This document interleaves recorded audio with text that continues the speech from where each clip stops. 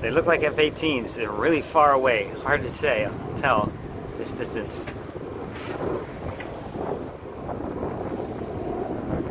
There's definitely 4 of them. They obviously have a military base around here somewhere. That's very, very nice.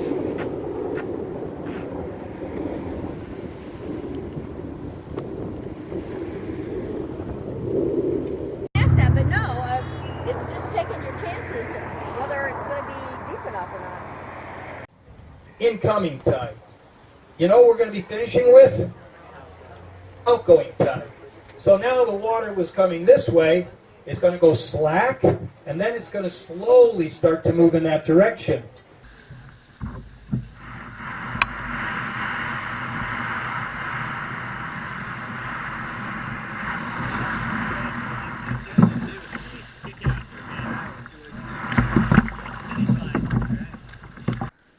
.5 mile Key West swim.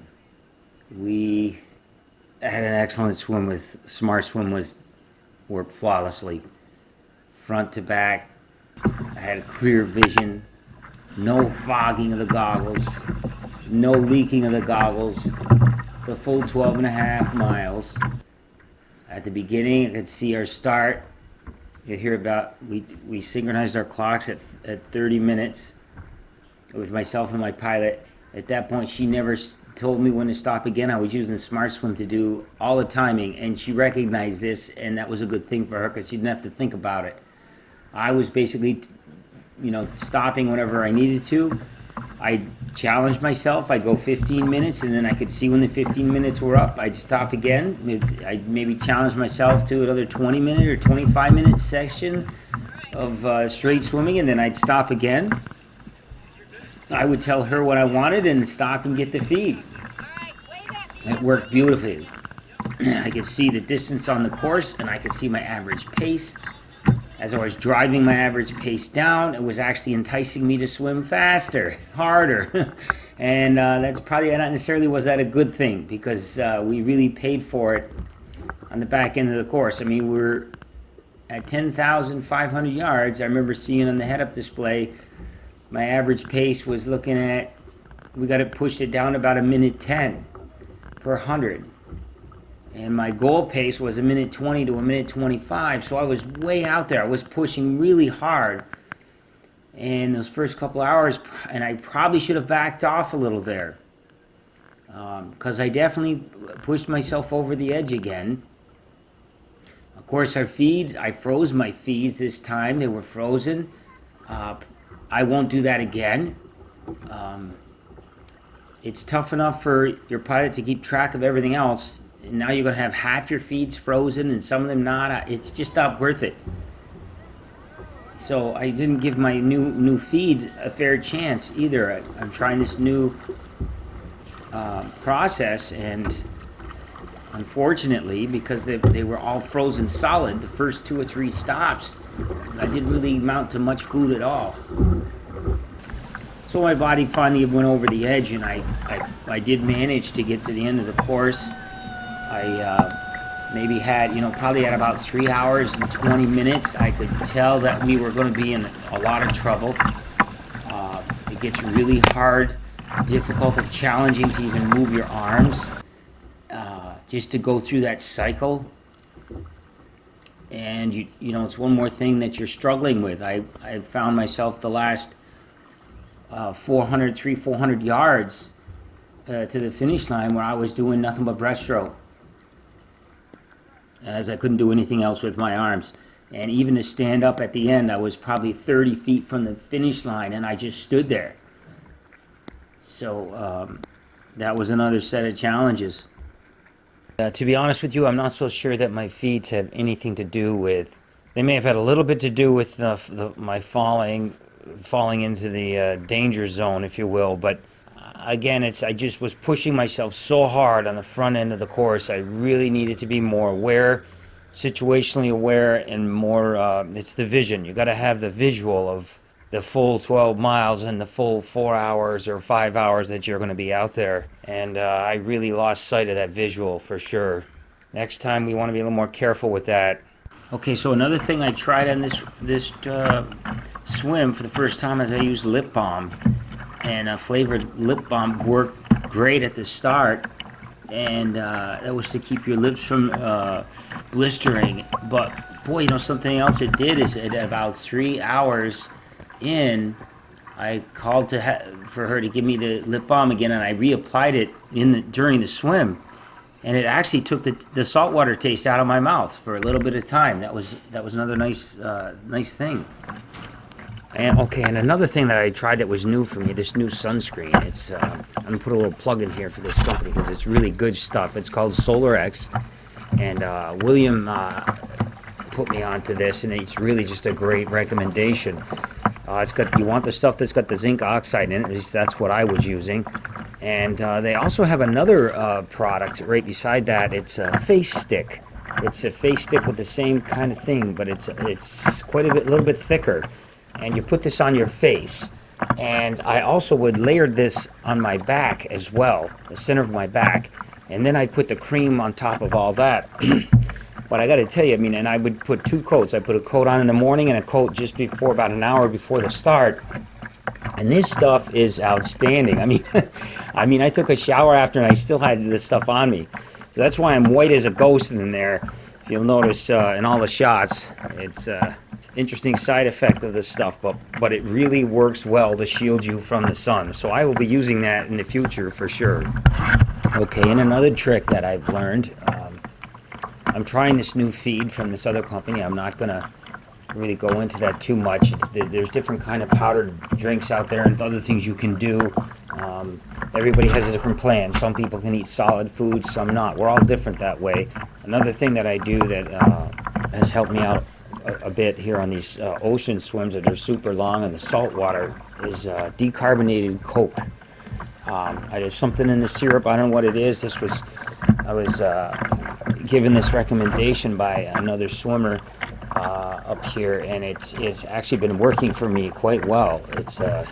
You got to take the carbonation out of the Coke, but once you get it in that state, it really helps to cut the saltwater taste in your stomach. But what I do with that is I would hold that and I'd wait to use that until towards the end, or when I get to where I'm not able to tolerate taking my regular feeds. It really helps out. At least it helped me out on these last few swims.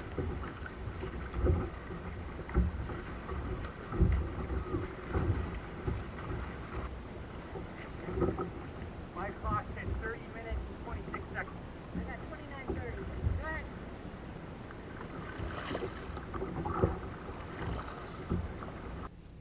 Really quick, I'd like to review the head-up display with you. This is our head-up display that I'm looking at. This is for open water training with Smart Swim. In the upper right-hand corner, this is my average swim pace that I'm looking at. This is a very accurate average. It's based on straight line swimming, and chances are really good at the end of any course or session. That's going to be a very accurate indication of your average pace per 100 yards for that course. The upper left-hand corner, you see another pace indicator there. This is the instantaneous pace. This needs work. This algorithm's going to need some effort, but we're also considering replacing this with a tachometer rather than an instant pace, some kind of energy gauge indicator that would be much more accurate and would be a lot more instantaneous. In the far upper left corner is the GPS satellite link. That's just telling us you're receiving satellite data. And in the bar you see to the left, this bar is the power indicator. It tells us how much power is in the system. In the very center of the screen, this is the time. That's the time since the start of your session or the start of the event. And in the very bottom center, you have the total yardage that you've achieved since the start of your session or during the swim. And in the lower right corner is essentially just your compass, the compass heading. The compass heading is actually fairly accurate, and I was able to at times use this compass as a reference point to keep a heading. The only problem with that is if you have side currents that are pushing you parallel to the shoreline, you're still going to have to do some sighting to try to figure out, oh yeah, you're not quite going where you want to be going. So that's it. That's the head-up display for Smart Swim for open water training. 111. Drink all of it. Drink as much as you can drink. Make a moment. I got it filtered. Water.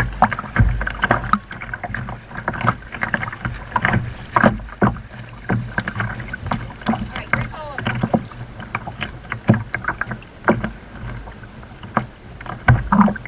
You're doing great. We're almost to the turn to go under the bridge. Okay, it was a wonderful overcast day. Great conditions. There was a little bit of chop, a little bit of what you nothing you wouldn't expect from the ocean or the Gulf. It's an excellent shoreline. This course is just an awesome getaway.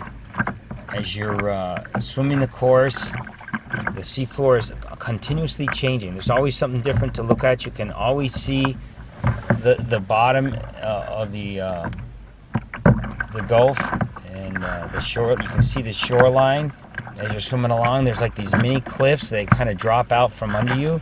They're absolutely wonderful to look at. There's people on the shoreline that are cheering you on. That's another great thing to see, great thing to hear at times. And you're pretty close. You're very close to the shoreline actually the whole way. The place itself is fantastic. Obviously Key West, what more can you say? It's built for it. And I would like to also say that Bill's staff is excellent. There's excellent hospitality there. So I highly recommend this course to anyone. I'd like to thank Bill and his team. They're doing such an excellent job just hosting this event. It's really definitely an event to put on your to-do list, or to swim list, if you will. Feel good? Feel great. Good, good, good. Minute 10 pace. Keep it up. We'll stop at 10,000. We're almost halfway. Keep it up.